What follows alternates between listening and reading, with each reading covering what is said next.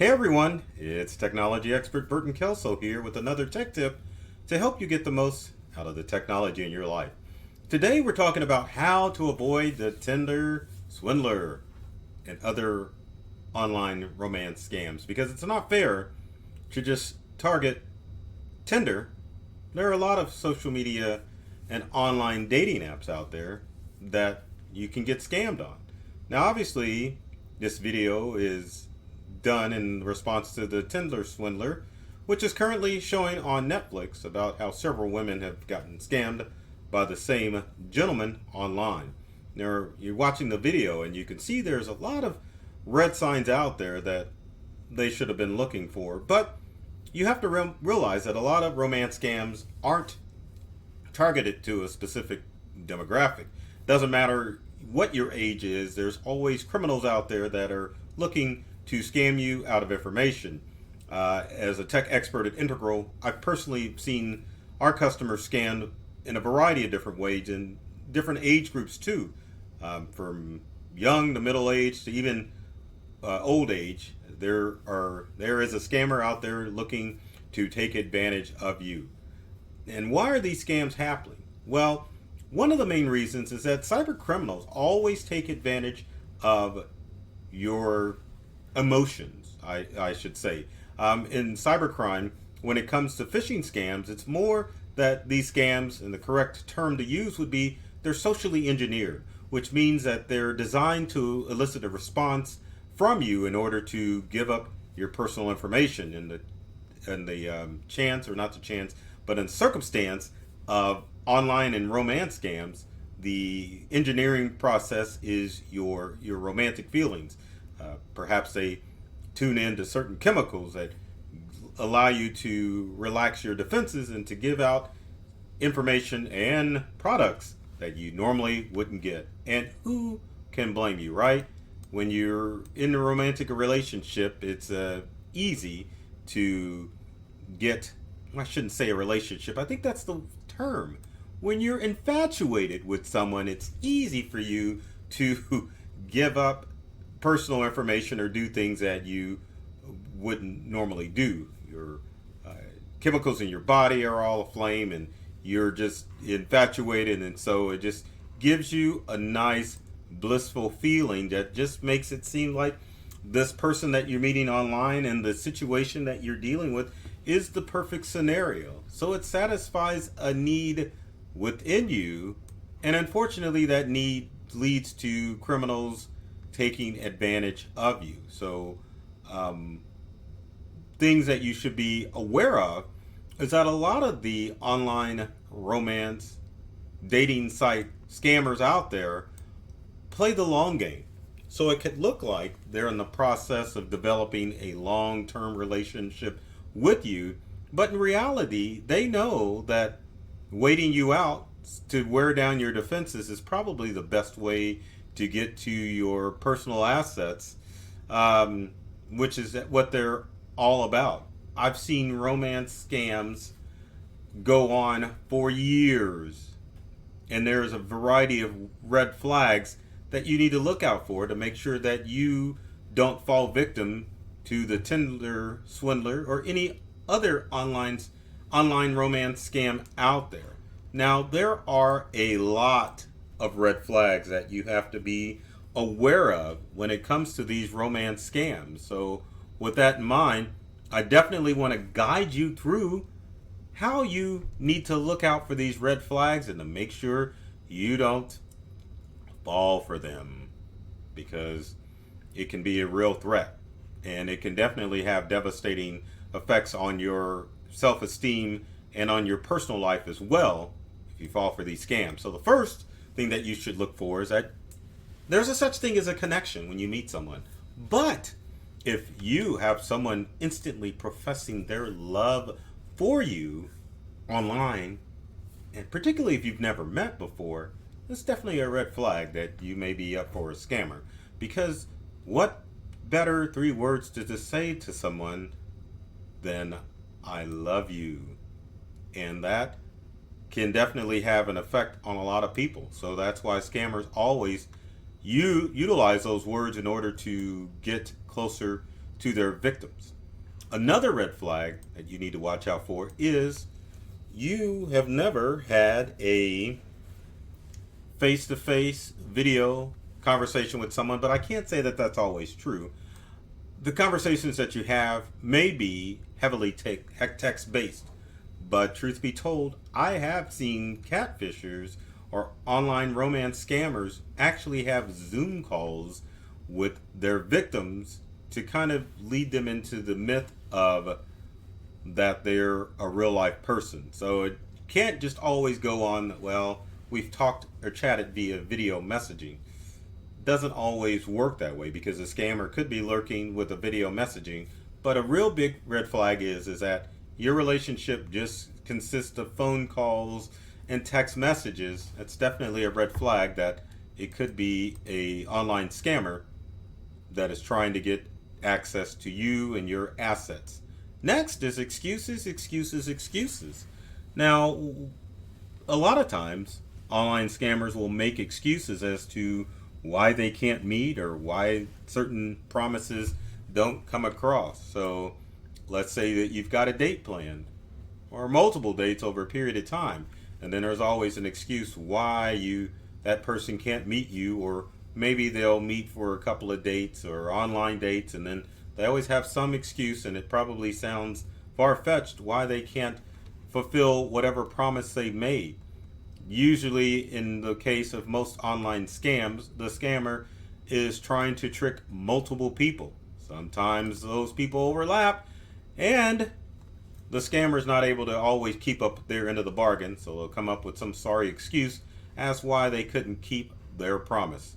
Another red flag that you have to watch out for is money. And this is a big one with me because I'm a pretty stingy guy. I don't like loaning out money, so don't think about ever coming to me for money. But if you've got someone that has an emergency crisis, like all the time, or even just occasionally, because again, remember, online scammers, romance scammers, play the long game, meaning they are willing to wait for years to manipulate you out of your money. I like how I paused like that, like William Shatner. I was like, so there.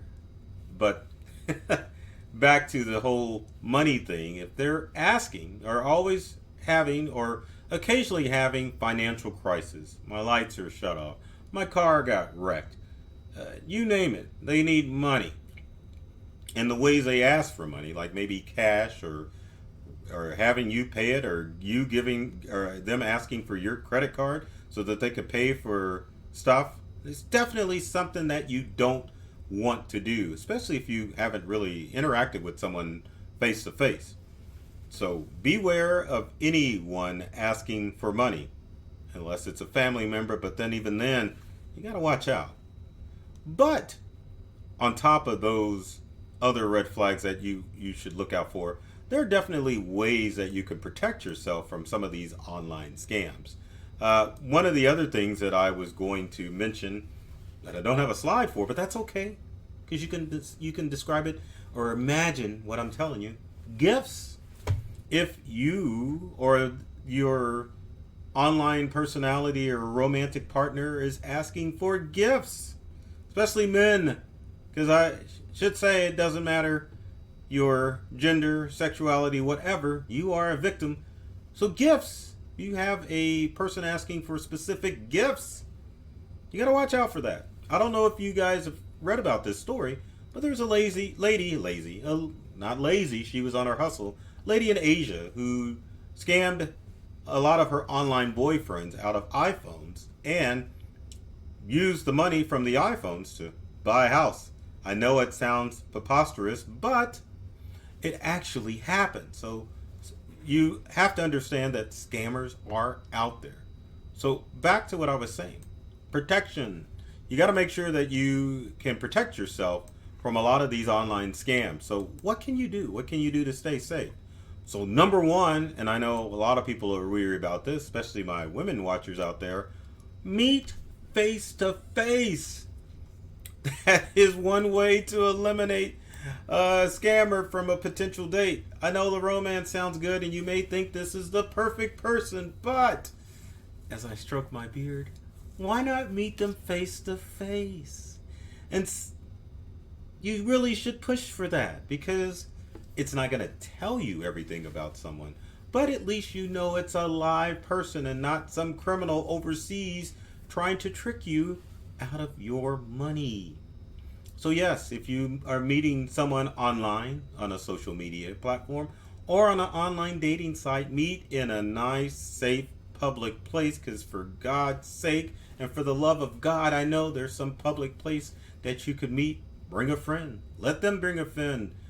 Do whatever it is to be safe, but at the same time, make sure that you're not being scammed. So face-to-face interactions are the best way to meet someone. Even if it's someone internationally, at some point you have to meet this person face-to-face. And even if you meet them face-to-face, keep meeting face-to-face, so that if you're in the looking for a long-term romantic relationship, that you will get to know this person. Because truth be told, most people can only keep up the charade for about 6 to 8 months, and then the real them begins to show. My book, it usually takes a year to really get to know somebody, to find out who they are and what they're about. But with that said, from Burton's dating advice, let's move on. Next is to protect yourself by asking questions. Even if it's just you don't want to meet them face to face and you're like, well, I want to know something and there's things that I want to know. Ask questions. Pin them to not literally pin them to the wall, but definitely ask questions about their occupation, what they do, family members. See how much they are willing to divulge about themselves, and take notes, because it's a good possibility that the person may be making up stuff. So you want to make sure that the person is consistent as far as the story that they're telling. If they're expecting you to be honest, you need them to be honest, to make sure that it's not some scammer that's on the other side of the computer. Am I right? Now, no, the next one is going to sound goofy. Gift cards. Believe it or not, online romance scams do involve gift cards. Now, most of you are probably thinking, well, this doesn't involve anything except my mother or my grandmother when it comes to some cyber criminal who's trying to bilk them out of money. But have you ever thought that cyber criminals are also online romance criminals? They use the same tactics in order to make sure that they can't or don't have to return the money that you gave them. So they may ask for the money in the form of a gift card. And like I said, I know it sounds silly, but it actually happens. So yeah, any time of gift card, unless you're purchasing a gift card that's going to be used for a gift. So if you buy a $20 Amazon gift card, that's okay. But anything more, several hundred, 1,000, that should bring out red flags, because you can definitely gift a gift card, but gift cards in large amounts is definitely a criminal trying to make away with some money, and find it in a way that's untraceable and that you can't get back. Next this is a big no-no.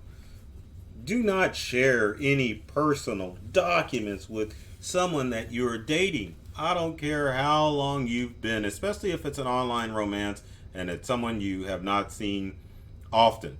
Don't share any of your personal details with someone unless you have tied the knot. And even then, sometimes that can be a challenge, because maybe you married a criminal. But anyway, those personal documents like passports, social security numbers, anything that gives away your identity, definitely make sure that you take your time sharing that stuff until the person that you're interacting with has been verified. Another thing on the financial scheme is loans. Loan me some money. Loan. I just want to borrow this. No, don't do it at all. Don't do anything with money. If you are dating someone who is ready to be in a relationship, they should be financially sound and should not be getting into trouble where they need a loan for any type of financial gain. And that should be a top thing on your dating list. You should be like, no, I'm not loaning out money to anybody. Don't do it. Make sure that they're financially set before you get involved. Not that you can check their credit, but no loans. Also, no investments. My gosh. There are scams where people are asked, oh yeah, can you invest some money in my company or invest some money in this great stock? No. It's another way of being scammed. And people are always looking for ways to make instant money. You got to stop, especially if it's someone you're romantically involved with. Yes, you may be in love or infatuated, but you always have to keep your wits and use your common sense when it comes to stuff. Now, one of the good things that's coming along with dating apps is that you can actually get verified. You can get a verified account on Tinder, Grindr, and eHarmony as far as making sure that the people that you talk to are legit. Now, for yourself, you probably should get a verified account, which on most platforms is just a matter of uploading photos of yourself to those dating apps to make sure that you are who you are. Once Grindr, Tinder, and eHarmony verify who you are, then you'll get a check mark next to your profile picture, your main profile pictures, saying that you are a legitimate person and that you're safe to interact with. When you're on these dating sites, you should be looking for the same thing. Make sure that you're interacting with verified accounts, and on social media, if you meet someone who just happens to knock you off your feet, make sure that you use verification processes for their social media accounts. Best way to verify a social media account is to look at the post. Most people that are active on social media on a regular basis are posting photos of themselves. Maybe not family and friends, but there is some activity on there. You can also do a search on any social media account of the person that you're talking about, and it should bring up any social media account that is on that platform. And on top of that, because I'm pointing at you LinkedIn users, that if you do a Google search of the person, then you can also find their social media accounts pretty quickly, because Google just does that, and social media accounts rise to the top of the Google search engine platform.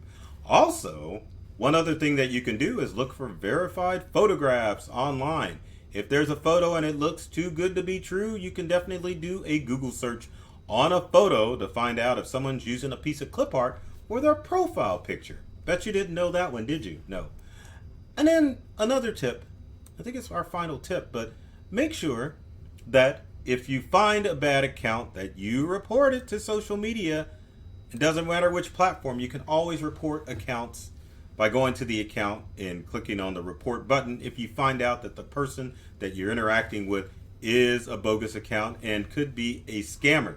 Not only are you taking away a scammer off social media, but you're also keeping our community safe as far as these scammers are concerned, and making sure that there are no broken hearts and broken wallets when it comes to people dating online. Because dating online should be a fun experience. It's always fun meeting new people, but it could definitely do less with people that are online to scam you out of your money and out of your livelihood. So with that said, if you have comments and questions about online dating, leave them in the comment section below there. And if you like this video, be sure to subscribe, like it, share it with your friends, tell your friends and family, and do whatever that square says in the corner. Even like the bell if you're watching this on YouTube. So with that said, I love technology, and I've read all the manuals, and I'm serious about making technology fun, safe, and easy to use for everyone. So take care of yourself and do many things to make you smile. Stay safe online while dating, and thanks for watching.